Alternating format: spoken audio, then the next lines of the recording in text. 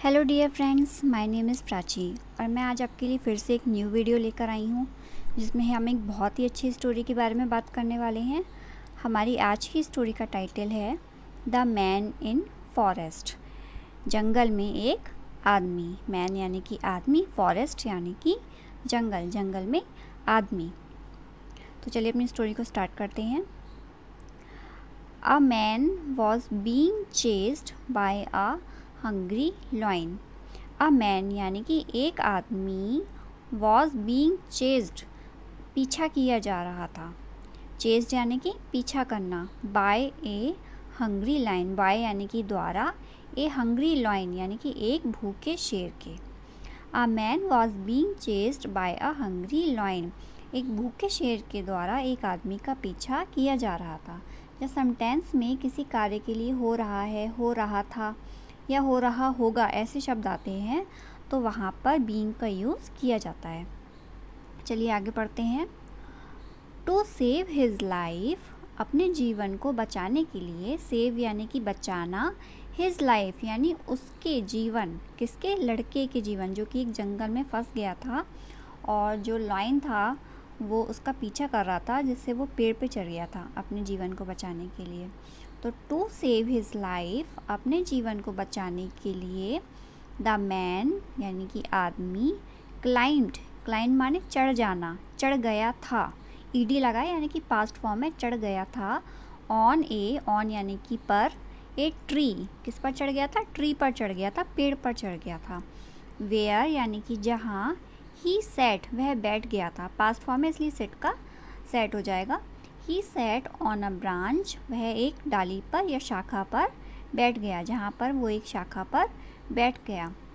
To save his life, the man climbed on a tree where he sat on a branch. अपने जीवन को बचाने के लिए आदमी एक पेड़ पर चढ़ गया जहाँ पर वो एक शाखा पर बैठ गया।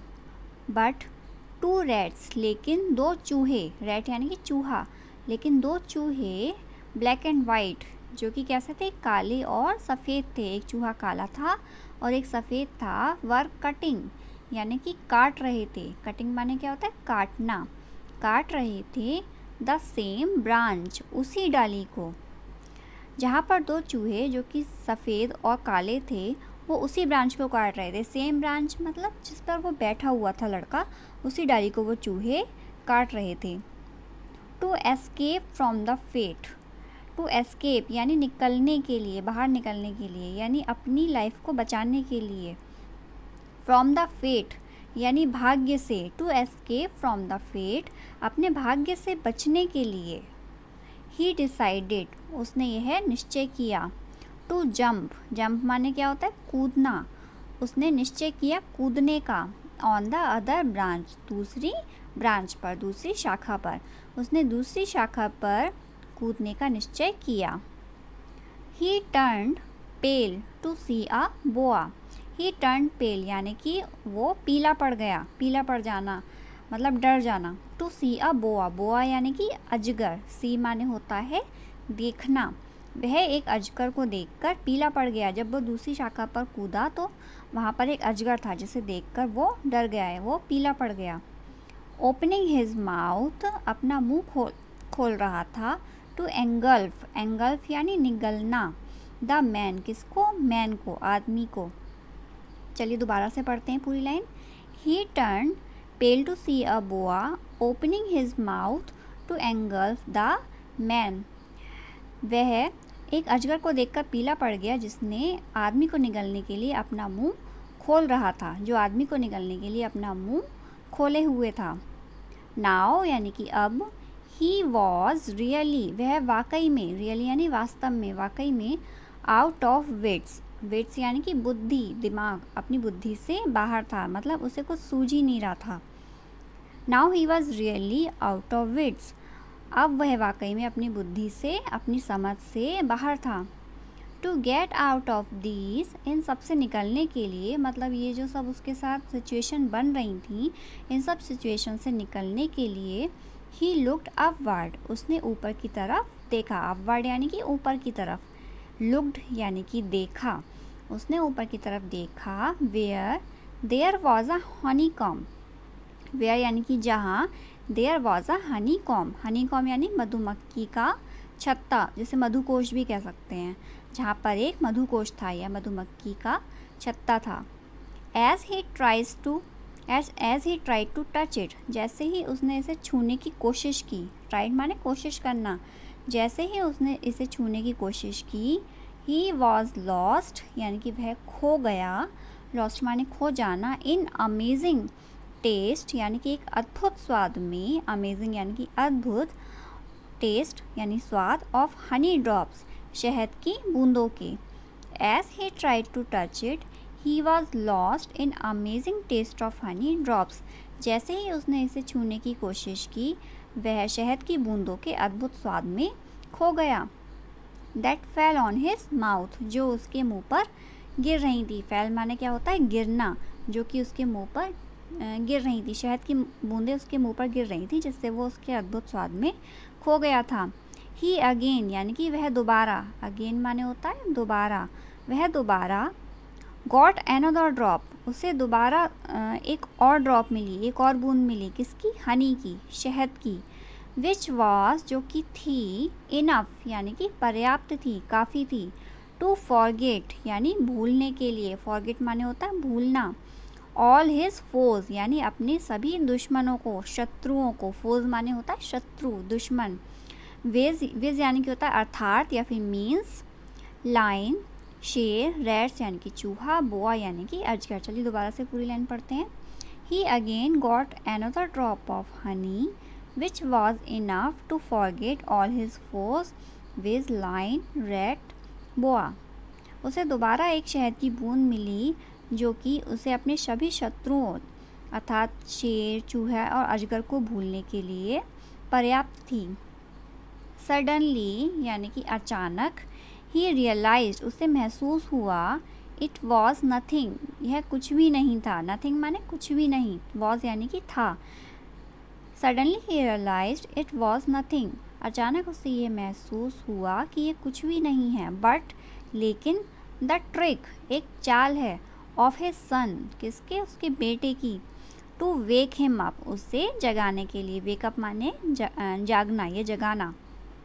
Suddenly he realized it was nothing but the trick of his son to wake him up. अचानक उसे ये महसूस हुआ कि ये कुछ भी नहीं है, लेकिन उसके बेटे की उसको जगाने के लिए एक ट्रिक है या एक चाल है। एक्चुअली यानी असल में, he was in a dream वो एक सपने में था, ड्रीम माने क्या होता है, सपना, वो सपना देख रहा था। ही डिसाइडेड उसने डिसाइड किया, उसने फैसला किया, टू गो टू डिसाइफर यह समझने के लिए, डिसाइफर माने होता है समझना या फिर पढ़ना, द मैसेज यानी संदेश, ऑफ द ड्रीम यानी सपने का। He decided to go to the decipher the message of the dream, उसने अपने सपने के संदेश को समझने का फैसला किया। इट वॉज एक्सप्लेन्ड यह बताया गया कि, एक्सप्लेन माने क्या होता है, समझाना या फिर बताना, यह बताया गया था, दैट कि, द लायन जो शेर था, इज़ योर डेथ वो तुम्हारी मृत्यु है, the lion is your death शेर तुम्हारी मृत्यु है। इट कीप्स चेजिंग यू यह तुम्हारा पीछा करती रहती है, कीप्स यानी कि किसी काम को जारी रखना, करते रहना, चेजिंग यानी कि पीछा करना।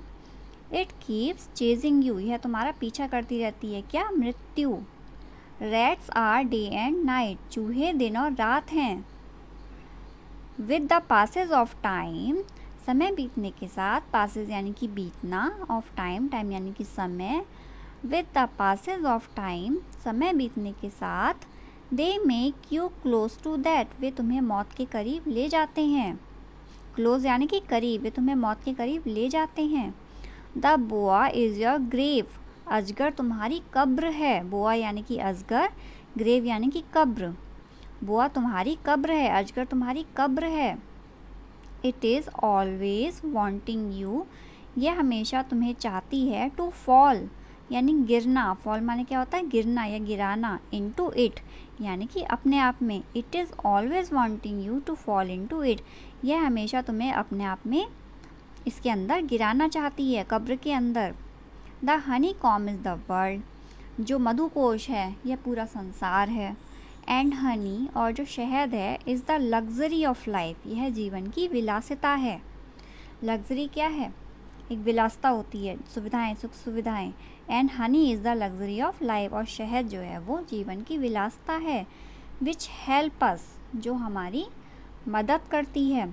टू फॉरगेट, यानी भूलने के लिए। आवर डेथ, यानी कि अपनी मृत्यु। मतलब जब हमें सुख सुविधाएं मिल जाती हैं, और जैसे कि उसको हनी कॉम मिल गया था तो वो उसकी शहद की बूंदों में खो गया।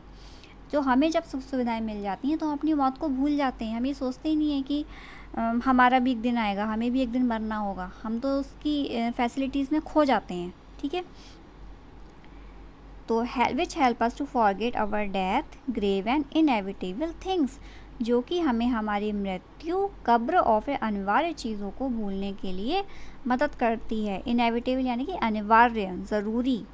ठीक है, the honeycomb is the world and honey is the luxury of life which help us to forget our death, grave and inevitable things. मधुकोश संसार है और हनी एक विलासिता है जो हमें हमारी मृत्यु, हमारी कब्र और ज़रूरी चीज़ें भूलने के लिए मदद करती है। तो इससे हमें मॉरल क्या मिलता है friends? Luxury diverts our mind, विलासिता जो होती है वो हमारे मन को भटकाती है। डाइवर्ट यानी कि भटकाना, उस चीज़ से हटा देना। लग्जरी यानी कि विलासिता, लग्जरी डाइवर्ट्स अवर माइंड, विलासिता हमारे जीवन को मतलब उस चीज़ से हमारा दिमाग हटाती है, भटकाती है। हमारे जीवन में जो भी लग्जरियस चीज़ें होती हैं जिनसे हमें खुशी मिलती है, वो हमारा ध्यान मृत्यु से हटा देती हैं। हम भूल जाते हैं कि हमें एक ना एक दिन मरना है। हम धीरे धीरे अपनी मृत्यु के करीब जा रहे हैं, एक एक करके हमारी लाइफ से दिन कम होते जाते हैं। इसलिए भगवान ने हमें जो भी ज़िंदगी दी है उसे हमें खुशी से जीना चाहिए, उसकी वैल्यू करनी चाहिए और प्रेजेंट में जीना चाहिए। ठीक है फ्रेंड्स, तो अगर आपको ये स्टोरी पसंद आई हो तो प्लीज़ लाइक, सब्सक्राइब और शेयर ज़रूर कीजिएगा और मुझे सपोर्ट कीजिए फ्रेंड्स। आपके सपोर्ट से मुझे मोटिवेशन मिलता है। आप जब मेरी वीडियो को लाइक करते हैं तो मुझे बहुत मोटिवेशन मिलता है। तो प्लीज़ फ्रेंड्स मेरे चैनल को सब्सक्राइब कीजिए, लाइक और शेयर ज़रूर कीजिए। Thank you friends.